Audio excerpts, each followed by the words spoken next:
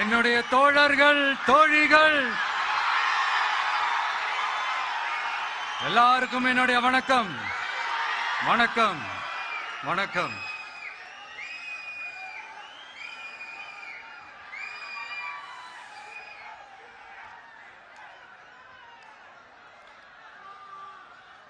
இந்த அரசியல்னால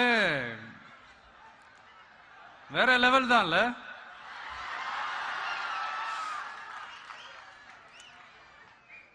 ஏன்னா இந்த அரசியல்ல மட்டும்தான் வித்தியாசமான ஒண்ணு நம்ம பார்க்கலாம். யாரு யாரை எப்ப எதிர்ப்பாங்கன்னே நமக்கு தெரியாது. யாரு யாரை எப்ப ஆதரிப்பாங்கன்னே நமக்கு தெரியாது. யாரு யாரை எப்ப ஆதரிப்பாங்கன்னே நமக்கு தெரியாது. அதை கணிக்கவே முடியாது. அதனாலதான் இந்த அரசியல்ல மட்டும் முன்னாடி எல்லாம் சொல்லி நம்ம கேள்விப்பட்டிருப்போம், நிரந்தர நண்பனும் நிரந்தர எதிரியும் இல்லைன்னு சொல்லுவாங்க. அரசியலுக்கு யார் வேணாலும் வரலாம், அது ஒரு ஜனநாயக உரிமைன்னு சொல்லுவாங்க. ஆனா மக்களுக்கு ரொம்ப ரொம்ப பிடிச்சு போன ஒருத்தன் அரசியலுக்கு வரான்னா அதை கண்டிப்பா நல்லவங்க எல்லாம் வரவேற்பாங்க. ஆனா ஒரு சில இந்த அதிகார இல்ல அது வேணாம், ஒரு சில பேருக்கு மட்டும் கொஞ்சம் எரிச்சல் வரத்தானே செய்யும். அது இருக்கும் தானே.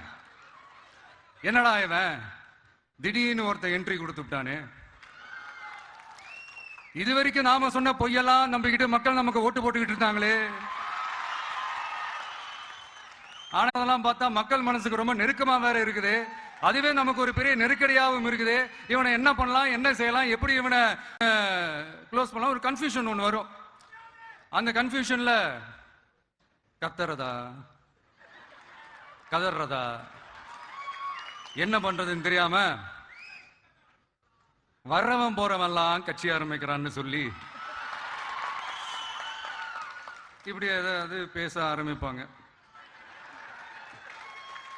இப்ப நம்ம ஆட்சியில் இருக்கிறவங்க நமக்கு எதிராக பேசுறாங்க இல்லையா, அந்த மாதிரி.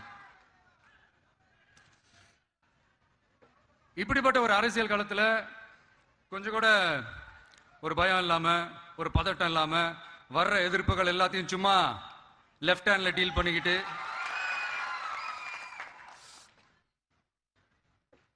இதோ நம்மளுடைய தமிழக வெற்றி கழகம் முதலாவது ஆண்டை கடந்து இப்ப 2வது ஆண்டுல அடி எடுத்து வைக்கிறோம்.